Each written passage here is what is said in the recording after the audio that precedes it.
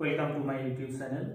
আজি এই Kamrup district Kamrup metro' ডিস্ট্ৰিক্টৰ টেষ্ট পেপাৰৰ কিছুমান MCQ আলোচনা কৰিব বিচাৰিছো। ডিয়াৰ ভিউয়াৰ্স, তোমালোকে এই MCQৰ ভিডিঅ'বোৰ চাবা, কাৰণ ভিডিঅ'বোৰ চালে ইয়াত অলপ আলোচনা কৰা হয়, আলোচনা মানে বুজাই দিয়া হয়, তোমালোকে বুজি পালে এইটো বহুত সময়ৰ কাৰণে মনত ৰাখিব পাৰিবা। 11 নম্বৰ প্ৰশ্নটো হ'ল তলৰ কোন দুটা অসম্পৃক্ত হাইড্ৰকাৰ্বন? ইয়াত চাৰিটা হাইড্ৰকাৰ্বন দি আছে। এই চাৰিটা হাইড্ৰকাৰ্বনৰ পৰা কোন দুটা অসম্পৃক্ত হাইড্ৰকাৰ্বন সেইটো ওলাব লাগে। ইয়াত আনসাৰটো কৰিব বিচাৰিলে তোমালোকে প্ৰথমে অসম্পৃক্ত হাইড্ৰকাৰ্বন কি সেইটো বুজি পাব লাগিব। অসম্পৃক্ত হাইড্ৰকাৰ্বন হাইড্ৰকাৰ্বন হল কাৰ্বন আৰু হাইড্ৰোজেনৰ যৌগবোৰক হাইড্ৰকাৰ্বন বলে। এতে অসম্পৃক্ত হাইড্ৰকাৰ্বন মানে যিবোৰ হাইড্ৰকাৰ্বনত দ্বিবান্ধনী কাৰ্বন কাৰ্বনৰ মাজত দ্বিবান্ধনী থাকে, নাইবা কাৰ্বন কাৰ্বনৰ মাজত ত্ৰিবান্ধনী থাকে, অৰ্থাৎ দ্বিবান্ধনী নাইবা ত্ৰিবান্ধনী থকা হাইড্ৰকাৰ্বনবোৰক অসম্পৃক্ত হাইড্ৰকাৰ্বন বলে। গতিকে এই চাৰিটা আমাৰ 2 নম্বৰত আছে এইটো ত্ৰিবান্ধনী, গতিকে এইটো এটা অসম্পৃক্ত হাইড্ৰকাৰ্বন।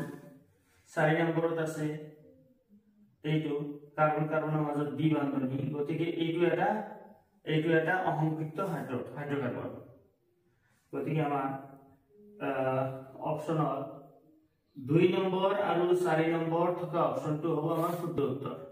সিট আছে 2 আৰু 4, ইয়াত আছে ত্ৰিবান্ধনী, ইয়াত আছে দ্বিবান্ধনী, গতিকে এই দুটা হল আমাৰ অসম্পৃক্ত হাইড্ৰকাৰ্বন। অপচন সি 2 আৰু 4। 12 নম্বৰ প্ৰশ্নটো হল চাৱনী ভৱন বিক্ৰিয়া অধ্যয়ন কৰোতে এজন ছাত্ৰই নীলা বা ৰঙা লিটমাছ কাগজ ব্যৱহাৰ কৰি ইয়াৰ প্ৰকৃতি নিৰ্ণয় কৰে। তেওঁ পৰ্যবেক্ষণৰ ভিত্তিত শুদ্ধ অভিমতটো হৈছে বিক্ৰিয়া মিশ্ৰণটো আম্লিক, বিক্ৰিয়া মিশ্ৰণটো প্ৰশম, বিক্ৰিয়া মিশ্ৰণটো ক্ষাৰকীয়, বিক্ৰিয়া মিশ্ৰণটো আম্লিক আৰু ক্ষাৰকীয়। ইয়াৰ পৰা শুদ্ধ উত্তৰটো বাছি উলিয়াব লাগিব। শুদ্ধ অভিমত কোনটো হ'ব? এতিয়া বিক্ৰিয়া মিশ্ৰণটো কি? চাৱনী ভৱন বিক্ৰিয়া, এইটো জানিবলৈ হলে ইয়াৰ শুদ্ধ উত্তৰটো জানিব হলে তুমি চাৱনী ভৱন বিক্ৰিয়াটো জানিব লাগিব। সেফনিফিকেশন বুলি কোৱা হয়। তে চাৱনী ভৱন বিক্ৰিয়াটো হল এনেকুৱা, এইটো হল আমাৰ এস্টাৰ,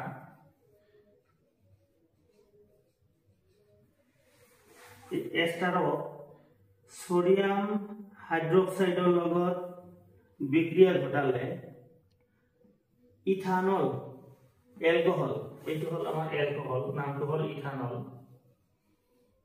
এলকহল, আৰু এইটো হল কাৰ্বক্সিলিক এসিডৰ সোডিয়াম লৱণ। ইয়াৰ নাম সোডিয়াম ইথানয়েট বুলিও কোৱা হয় বা সোডিয়াম এসিটেট বুলিও কোৱা হয় বা কাৰ্বক্সিলিক এসিডৰ সোডিয়াম লৱণ। গতিকে এস্টাৰক সোডিয়াম হাইড্ৰক্সাইডৰ লগত বিক্ৰিয়া ঘটালে এলকহল আৰু কাৰ্বক্সিলিক এসিডৰ সোডিয়াম লৱণ উৎপন্ন হয়। এই বিক্ৰিয়াটো হল সেফনিফিকেশন বিক্ৰিয়া।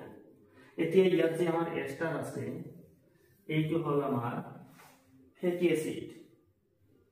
এতিয়া এসিডক ক্ষাৰৰ লগত বিক্ৰিয়া ঘটাই এলকহল আৰু এইটো হল সাবুন, কাৰ্বক্সিলিক এসিডৰ সোডিয়াম লৱণ, এইটো হল সাবুন, এইটো হল সেফনিফিকেশন বা চাৱনী ভৱন বিক্ৰিয়া। এতিয়া এই বিক্ৰিয়া মিশ্ৰণটো হল আমাৰ আম্লিক বিক্ৰিয়া, আম্লিক মিশ্ৰণ, এই মিশ্ৰণটো। গতিকে বিক্ৰিয়া মিশ্ৰণ ইয়াত যে আমাৰ এস্টাৰ আছে, এই এস্টাৰ আকৌ এলকহল আৰু এচিটিক এসিডৰ মাজত আম্লিক মাধ্যমত বিক্ৰিয়া ঘটাই এস্টাৰটো প্ৰস্তুত কৰা হয়, সেইবাবে এই বিক্ৰিয়া মিশ্ৰণটো আম্লিক বুলি কোৱা হয়। 13 নম্বৰ প্ৰশ্নটো হল কোনটো মৌললৈ অষ্ট সূত্ৰটো প্ৰযোজ্য আছিল? এই প্ৰশ্নটো দিয়া হৈছে মৌলৰ পৰ্যাবৃত্ত শ্ৰেণী বিভাজন চেপ্টাৰৰ পৰা তোমালোকে নিউল্যান্ডছৰ অষ্টসূত্ৰটো মনত পেলোৱা পেজ নাম্বাৰ 81ত আছে মেইন বুকৰ পেজ নাম্বাৰ 81ত নিউল্যান্ডছৰ অষ্টসূত্ৰৰ সীমাবদ্ধতা প্ৰথমত দিয়া আছে যে নিউল্যান্ডছৰ অষ্টসূত্ৰটো কেৱল ক্যালসিয়াম পৰ্যন্তহে প্ৰযোজ্য হোৱা গৈছে গতিকে ইয়াৰ সূত্ৰটো হ'ব ক্যালসিয়াম 14 নম্বৰ ক্লোৰিন ব্ৰোমিন আৰু আয়োডিন মৌলকেইটাই ডোভাৰেইনাৰৰ ট্ৰায়াড গঠন কৰে যদি ক্লোৰিনৰ পাৰমাণবিক ভৰ 35.5 ইউ আৰু আয়োডিনৰ পাৰমাণবিক ভৰ 126.9 ইউ তেন্তে ব্ৰোমিনৰ পাৰমাণবিক ভৰ হ'ব 81.2 162.4 91.4 45.7 এইটো উত্তৰ জানিবলৈ হলে অলপ এই ডোভাৰেইনাৰৰ ট্ৰায়াডটো মনত পেলোৱা এই ডোভাৰেইনাৰৰ ট্ৰায়াড এনেকুৱা যে মৌলবোৰক যদি আমি পাৰমাণবিক ভৰৰ ঊৰ্ধ্বক্ৰমত সজাও তেন্তে এই তিনিটাকৈ গোট কৰিব লাগিব আৰু সেই মৌলবোৰৰ পাৰমাণবিক ভৰৰ ঊৰ্ধ্বক্ৰমত সজালে এই মাজত যিটো মৌল থাকিব তাৰ পাৰমাণবিক ভৰ বাকি দুটাৰ পাৰমাণবিক ভৰৰ গড় মানৰ প্ৰায় সমান হ'ব গতিকে ইয়াত দিয়া আছে ক্লোৰিন ব্ৰোমিন আৰু আয়োডিন এই মৌলকেইটা ডোভাৰেইনাৰৰ ট্ৰায়াড গঠন কৰে গতিকে ইয়াত মাজত আছে ব্ৰোমিন এই ব্ৰোমিনৰ পাৰমাণবিক ভৰ ক্লোৰিন আৰু আয়োডিনৰ পাৰমাণবিক ভৰৰ গড় মানৰ সমান হ'ব লাগিব গতিকে ক্লোৰিনৰ পাৰমাণবিক ভৰ হ'ল 35.5 আৰু আয়োডিনৰ পাৰমাণবিক ভৰ দিয়া আছে 126.9 গতিকে প্লাস কৰিলে পোৱা যাব 4261 এতিয়া এইটো হল আমাৰ যোগফল এতিয়া ইয়াৰ গড় মান 2 দি ভাগ কৰিব লাগিব 2 দি ভাগ কৰিলে 8 দুগুণে 16 2 1 2 3.42 গতিকে গড় মান পোৱা যায় আমাৰ 81.2 গতিকে উত্তৰটো হ'ব অপচন এ 81.2 15 নম্বৰ বেছিভাগ কোষীয় প্ৰক্ৰিয়াৰ কোষীয় মুদ্ৰা হৈছে এটিপি এএমপি এটিপি কাৰ্বন ডাই অক্সাইড তোমালোকে ইয়াত এটা কথা মনত ৰাখিবা যে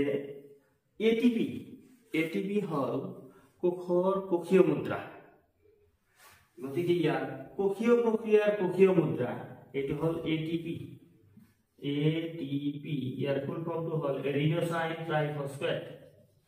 এডিনোসাইন ট্ৰাইফসফেট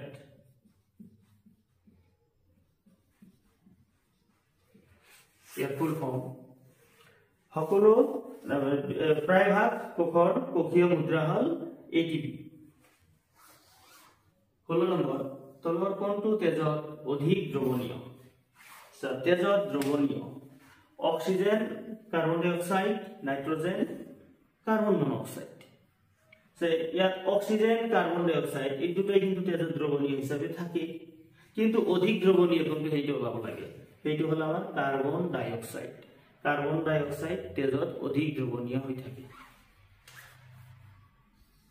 এইটো শুদ্ধ উত্তৰ ডিয়াৰ ভিউয়াৰ্স তোমালোকে ভিডিঅ'বোৰ লাইক কমেন্ট আৰু শেয়াৰ কৰিবা আৰু পৰৱৰ্তী ভিডিঅ'বোৰ চাবলৈ সাবস্ক্ৰাইব কৰি বেল আইকন দবাবা